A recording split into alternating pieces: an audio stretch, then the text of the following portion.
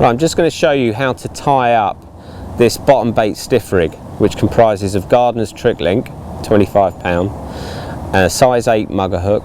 You can use a size 6, and I've used 2 bottom bait boilies or 1 single bottom bait.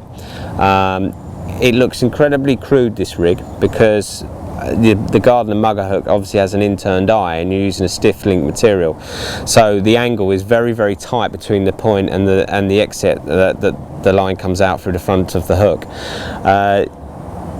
Despite it looking odd, it managed to account for a number of fish on Longfield's Road Lake for myself and a few of my friends. I think it's just really because once this bait gets into their mouth, they have such a job ejecting it, and I think when it comes under any sort of tension, that hook there acts as a total claw. It absolutely nailed a number of fish, and it really did convert blanks into bites. Okay, now I'm going to show you how to tie the rig I've just mentioned. First things first, get a piece of trick link. So this one's £25.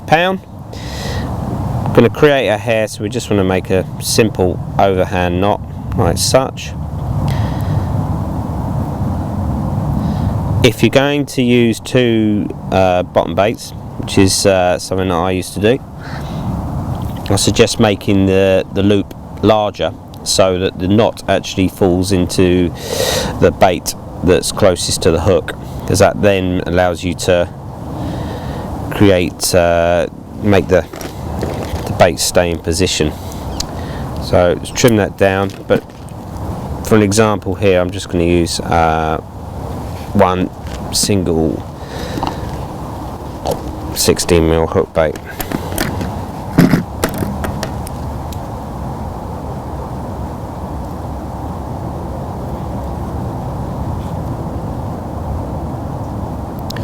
Try to be as gentle as you can so you don't end up cracking the boilie, as I near enough have done there.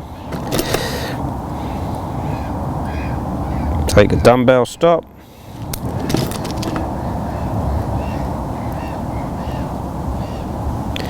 So there we got 1 hair and a piece of line. Right, now I'm going to take a size 8 mugger hook, this one's a Continental, and just go through the back of it as such. Very simple. And the reason for putting the bait on first is I can determine how long I want the hair, and for this example I want it there so it's just falling about a couple of mil off the top bend of the hook.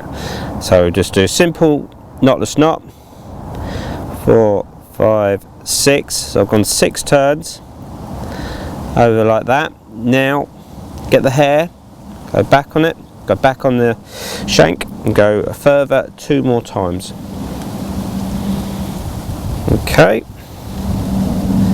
and then just wind that down once like that, and then we're just going straight back through the eye of the hook.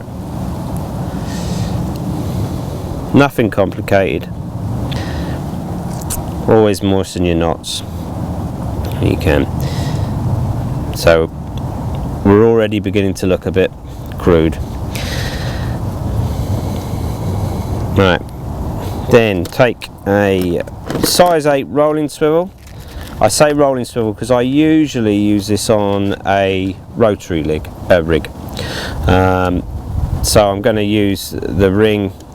The ring will actually be running on the leg core, supported by 2 beads either side. And I'm going to do a loop knot which can be found on the Gardner website, which is very, very strong. And basically you do an overhand knot, and through the eye, an overhand loop, shall I say.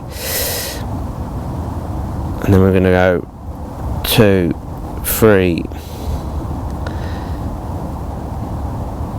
I'm not showing this in too much detail because I know Lewis has shown everybody how to do this.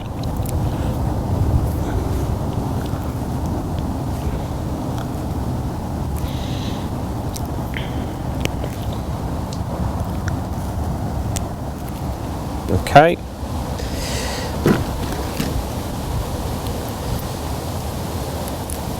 Alright, just want to tension it up with a hook a hook puller.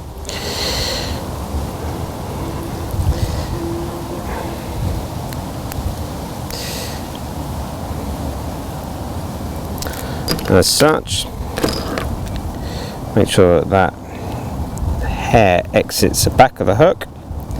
Make sure it's all tight. How simple is that? Really, really quick. Very, very strange to look at, but don't get fooled into that, because this really does work, this rig. It's very, very, very good. Let's trim that down.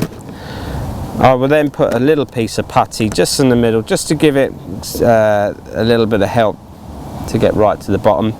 Furthermore, if you steam the hook link, that makes it even stiffer, and I always do that. Plus it irons any bends that you might have created whilst tying it. Simple as that.